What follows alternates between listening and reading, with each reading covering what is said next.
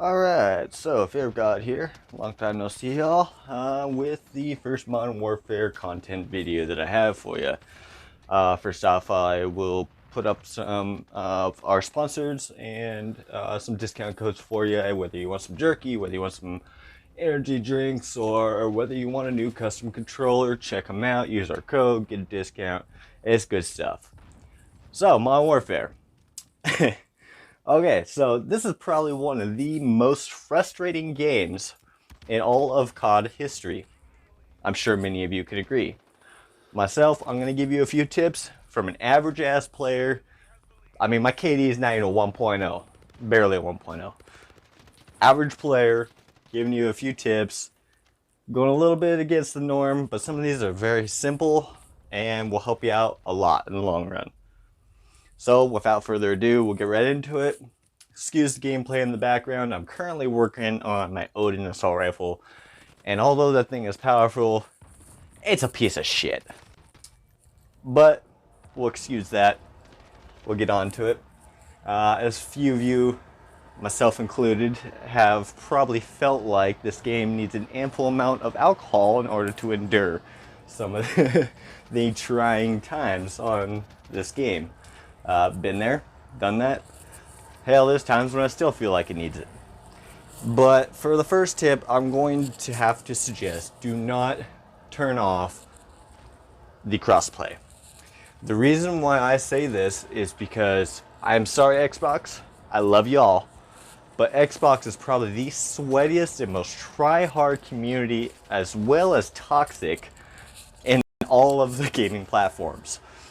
You get a lot friendlier lobbies with PlayStation and computer guys that, they're going, hey, GG, good move, just a lot friendlier based when you have the entire community like that. A lot more casual players I'm finding than when I try to play just against Xbox. I got Halo jumpers. I got fucking people sitting in corners.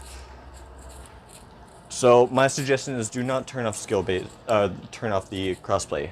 In addition to that, it also helps the skill-based matchmaking, which this game does have, which is retarded to have, in my opinion, with a crossplay system, but it does.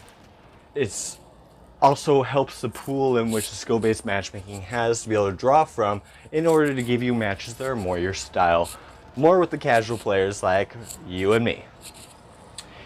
The next thing that I'm going to suggest is try to widen your perspective of game type that you play.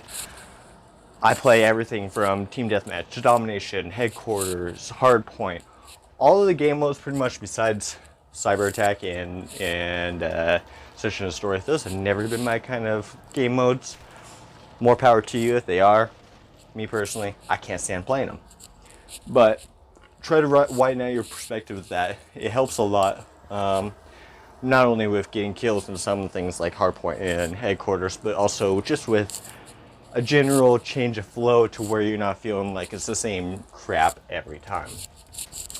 Next tip, going on to it, I know there's other YouTubers and professionals that say you need to lock down an area and camp, basically. It's just a fancy word for camp. Don't, for the love of God, do that. In my opinion, you're going to have a lot more fun anyway, moving around. I mean, they do make two joysticks on a controller for a reason.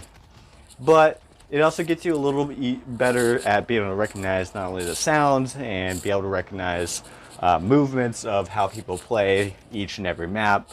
But it's just generally a better feel. It's not as frustrating for your fellow players. And it's just a better way of playing, in my opinion. That's up to you. Me personally, if you want to get better at the game, you don't sit in a fucking corner and wait for somebody to come around. Or lock down an area where you're walking back and forth like a fucking dog on a leash. Just my opinion. Totally up to you. Your decision. Next thing I'd have to say is the ammo pool in this game is very low. Yeah, you can run around with the ammo crate, which I know some people do. But, and I actually have it in my field op, I have it as a second option, even though I know it takes longer to recharge. But my suggestion with that would be to play around with the other guns. Try to get a feel of the other guns. Do like what I'm doing. I'm going through and I'm trying to get gold and platinum on everything. I have my snipers done. I have half the assault rifles done. But doing so just allows you to get a feel for the different weapons there are, so that you can go and pick up a weapon off somebody's dead body and be able to use it just fine without an issue. Once again, just a suggestion for you. I mean, one day you're going to have to get off the M4 and the 7.25 kick. Just saying. The next tip I have to say is bring a rocket on your loadout. Instead of doing the overkill with a shotgun and a assault rifle, that's great. The thing is, and talking as an ex-Marine myself, intel wins battles. Doesn't matter if you're playing a game, doesn't matter if you're in an actual war, intel wins battles. And the reason why I say bring a rocket is that people are shooting up personal UAVs. They're shooting up UAVs. Shoot the fucking things down. You don't have intel, you don't win the battle. Period. I don't know how many times that we've ended up winning a game just from shooting down those, and even if they call it a VTOL, it takes, 4 shots to be able to take it down with a rocket? I forget. I don't know exactly. I haven't tested that. But with you having a rocket, sure, you're running out of ammo after 2 shots. Maybe somebody else is carrying a rocket and can shoot the damn thing down. It helps the team overall. And that's the main thing to look at with that. Now, my next tip, and I was kind of contemplating whether I was going to really suggest this when I first thought about making this video, but they didn't tell us, but they recently patched stopping power.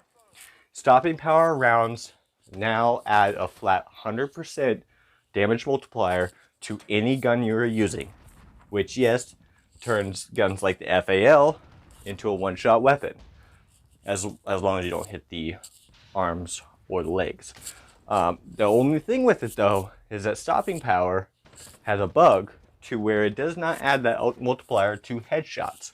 So you want to be hitting the torso. Something to help you out a little bit there. I found many times it has saved my ass using stopping power, and I carry stopping power on every loadout. It's what I use. Honestly, from there, I would just say, talking as a normal gamer just like y'all, this game is freaking frustrating. I agree 100%. But honestly, just go into it not even caring how many deaths or how many kills you get. Don't even care about that. Like I said, start working on some of the off-brand weapons that people don't normally use. Not only will it get you better at the game as a whole, being able to use a multitude of weapons like that, but it'll also help you with that mindset of, well, I'm not using the M4, I'm not using the 7.25, so I'm already at a disadvantage, right? So even if you go negative or anything in that game, you're still making progress on something that you are working on. It's try to go into a less competitive field than that, which, trust me, is very hard.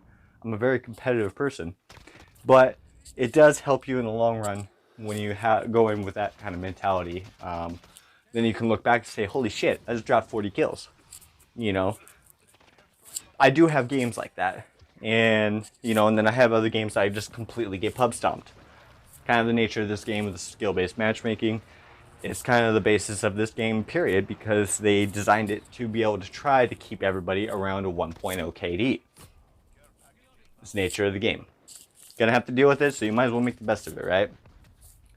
The other alternative is completely deleted off your Xbox.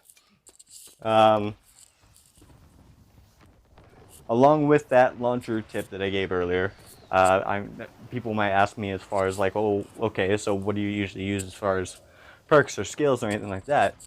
I typically go in with my launcher, like I said. Pretty much every single class that I have in my loadouts is going to have EOD to be able to protect yourself from claymores, bouncing baddies, etc. It has hardline on it because if you're using a launcher and taking out the UAVs, you don't really need ghost. And it has battle hardened on it to be able to help you from flash grenades, stun grenades, whatnot. I typically will carry Some of my loadouts will have Thermite or Simtex on it to be able to take care of anybody that has a riot shield, or if there's a Wheelson that's wheeling around, etc., etc. Other than that, I just carry a normal frag grenade. As far as my tactical, I always carry a stim. Stim will save your ass more times than you could possibly think. It's up to you, of course, with that, but that's what I personally use. With that, I think it pretty much covers all that I can think of as far as some general tips and whatnot for the average Joe player, just trying to play the game, not trying hard, not trying to freaking go for a nuclear. I haven't even got a nuclear yet on this game, so I think my best kill streak is like 13 or something like that. So I'm an average player, you know. But it's a few tips that'll be able to help you out. I mean, some people will cover the other stupid tips like, you know, turning off motion blur and film grain and turning your aim assist to standard and blah blah blah. Those are typical. Every freaking pro YouTuber or professional YouTuber is going to state those. I'm not going to go over the crap that you probably have all seen a million times. But anyway, with that, we'll wrap up the video. Hopefully, some of these tips will help you out. If it does, drop a like, drop a follow. I'll keep uploading things for y'all. I can go into some of the best class setups for the weapons and such if you guys so desire. I have been pretty keen on that as far as crunching the numbers and finding the best setups for each and every weapon. But yeah, drop a like, drop a follow. If you guys are interested in joining the FRA, just drop me a message either on Xbox or here or in the comments or whatever.